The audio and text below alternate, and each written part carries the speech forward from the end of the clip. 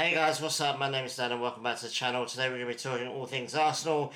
Before we get to that, I just want to apologise for not bringing a video out for about 2 weeks now. Just super busy at work. I was doing night shifts last week and day shifts this week. It's been a long slog, but I'm off now for a while, so I'm going to kick out some videos for you guys. So yeah, with that being said, let's get straight into it. Two games to talk to you guys. The first one was obviously the home game against Nottingham Forest. A bit of an interesting game. Obviously, Ange Postecoglou taking over there at Forest, and obviously new manager bounce. Is a bit of an unknown. Forest are kind of struggling a little bit under Nuno, so yeah, it wasn't a straightforward game really for Arsenal. But again, really comfortable home game. One of the best home games I think we've had in a little while, actually.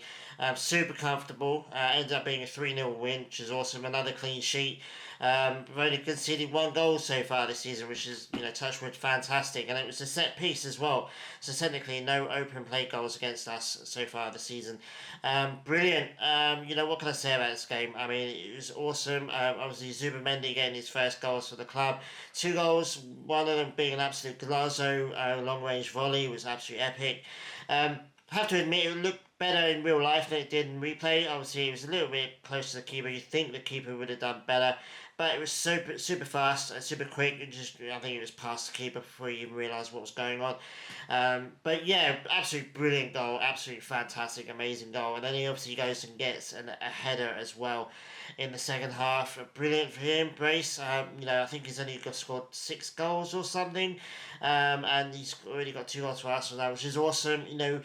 We brought Zubimendi in to replace Partey, the central defensive midfielder, kind of rotating a little bit with Rice, but predominantly playing as the number 6. And yeah, with Partey as well. Partey, he would come up with some goals every once in a while. Not very often, but every so often he'd score a really good goal. And I think we've kind of a little bit missed that. I think that Declan Rice has been our main midfield goal threat this season. Obviously, Odegaard's always a threat. Odegaard, by the way, probably the only negative in this game is that he went off with a shoulder injury. I think it's part of an ongoing thing with him.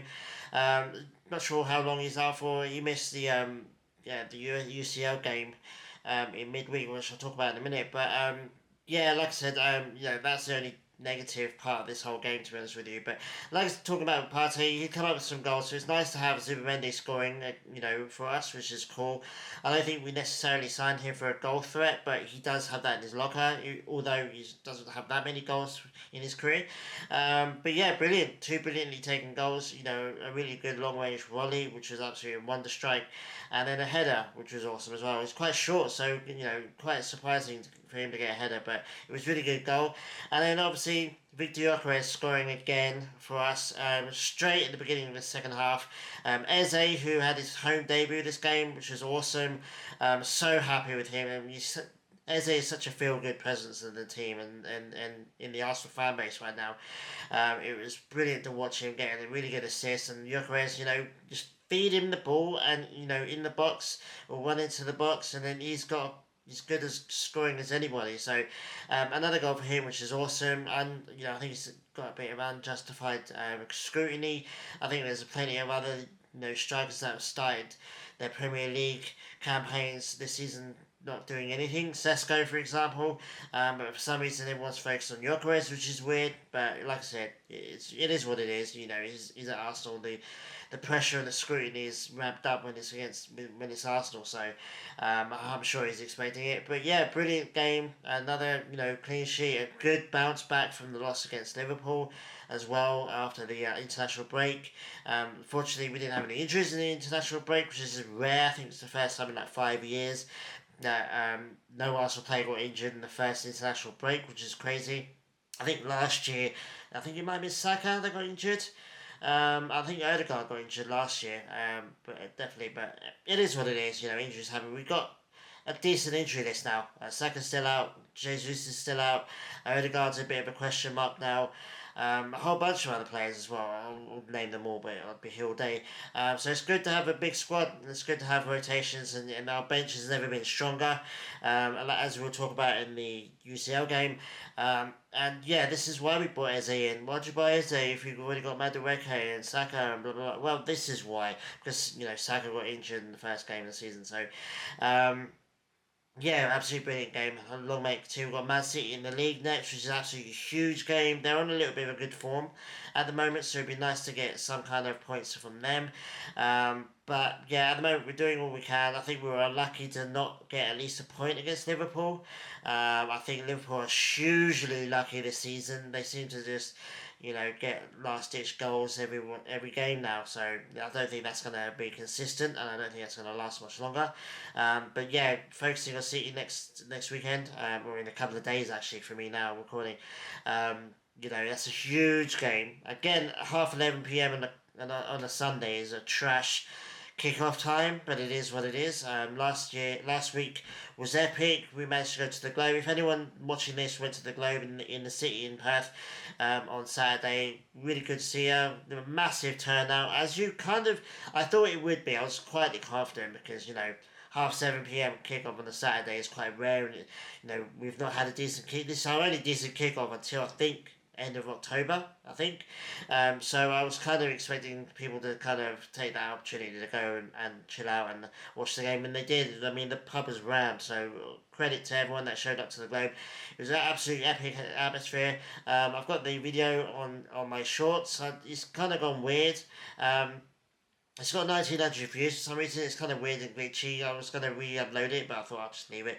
If you haven't watched it, if you want to watch it without the glitchiness, it's on my Instagram page, so go and check that out. It's the same username as my YouTube channel, so LDaman86, so just go there on Instagram and have a look, because it was a really good atmosphere. It's the only video I've got, because I kind of wanted to enjoy the game. I wanted to enjoy catching up with some friends that I hadn't seen for a while, and since some personal stuff a couple of months ago, so it's really nice to catch up with them. So I didn't really take many photos or videos. Probably should have done, because it's a bit of a rare opportunity to get a lot of Arsenal fans out in the city on the weekend. But yeah, I had a really good time, so check it out on my Instagram if you haven't seen it already. Yeah, let's get straight into the UCL game, guys. Now for me, this UCL is basically the group stage, at least, or the first few games. Rotation is key. Having a big squad is key. It's why Man City do quite well, PSG as well, Real Madrid as well. Big squads help you out in the UCL, and we've reaped the benefits in this game. I mean, Athletic Bilbao, a tough game away as well in Spain. I quite like Bilbao. I've got quite a lot of respect for them. Recent history with them. I mean, the stadium, the police, even the stadium officials, the city. Everyone that I know went there, and everyone I see online that went there have absolutely nothing but positive and great things to say about Bilbao. The city, as well as the stadium and the team, the fans. Really awesome, really respectful. It's really refreshing to see, an opposition fan base. You saw what happened with Liverpool and Atletico Madrid, and Simeone getting sent off because of trash Liverpool fans. We had none of that in Bilbao. It's really epic. I've got quite personal feelings for Bilbao. There's a couple of recent history of Chivas as well. Pollo Briseño, his lucky shirt winning them the Copa del Rey a couple of years ago, which is awesome. So I love Bilbao. I've got a special place in my heart for Bilbao, and it's always a tough game to play. It's always a tough place to go. They were kind of unlucky not to have Nico Williams. He's injured, I think, at the moment, so he didn't play. I think he would have been an impact in this game.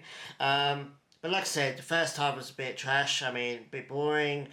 But that's what away games in the Championship is, or Champions League is that's what happens in the Champions League in the away games, is what I'm trying to say.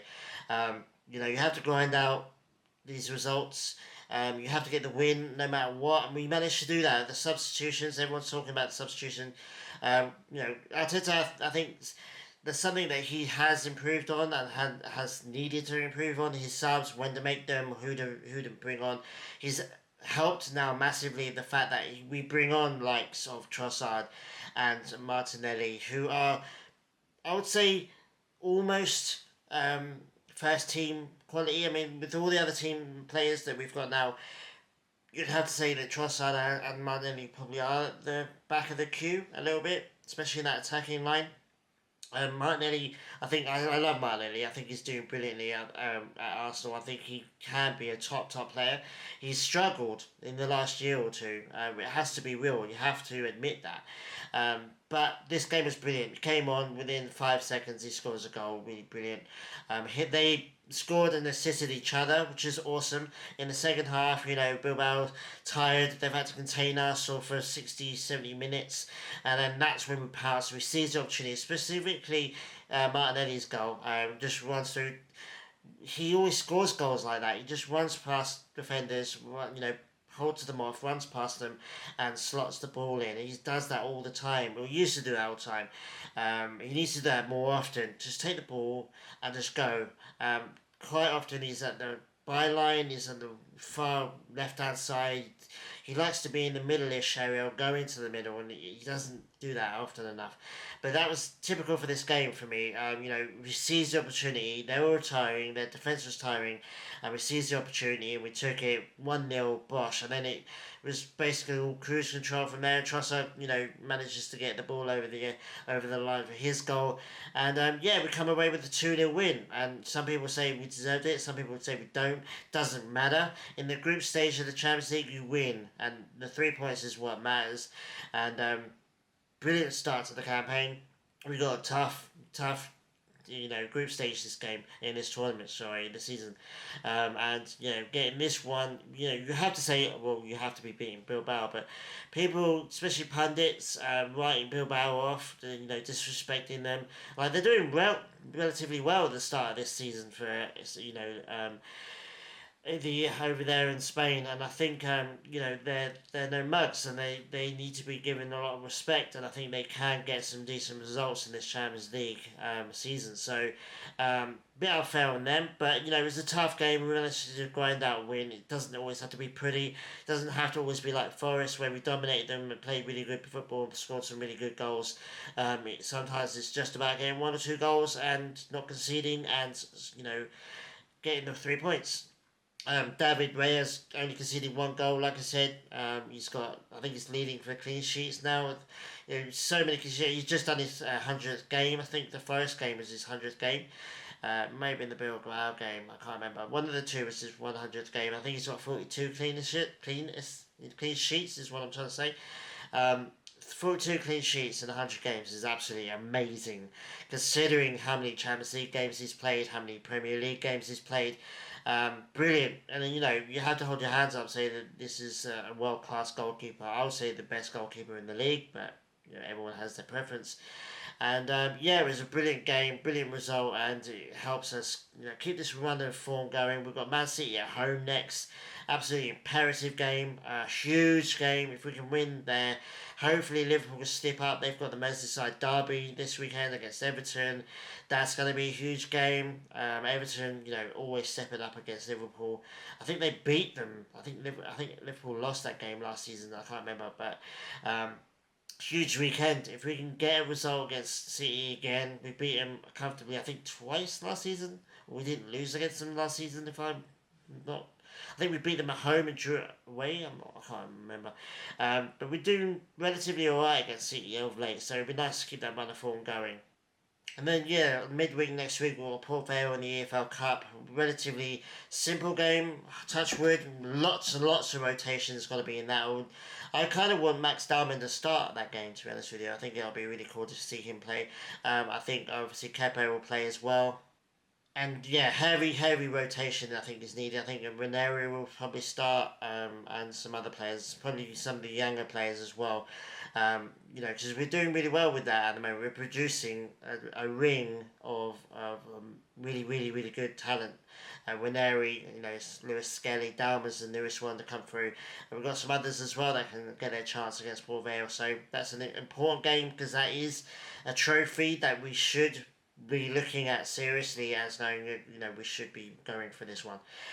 I don't think an EFL Cup is satisfactory in terms of Arteta scrutiny, in terms of fan happiness. I think EFL Cup, any kind of trophy is good for the fans, but you want to go for the Premier League, you want to go for the Champions League, but getting an EFL Cup as well is a massive opportunity for us this season. I think we've got to seize it. So it'll be very, very interesting to see what his starting lineup is and what players he uses. But I expect a lot of rotation for that game. And then we've got Newcastle away, I think, next weekend. Again, another 11 p.m. Sunday kickoff, which sucks, but it is what it is. That's another huge game. Another team playing in the Champions League. They got beat against by Barcelona, but I think they still can do relatively well, at least in the group stages. I don't think they're quite a UCL level team, but still I think that they might have one or two surprising results.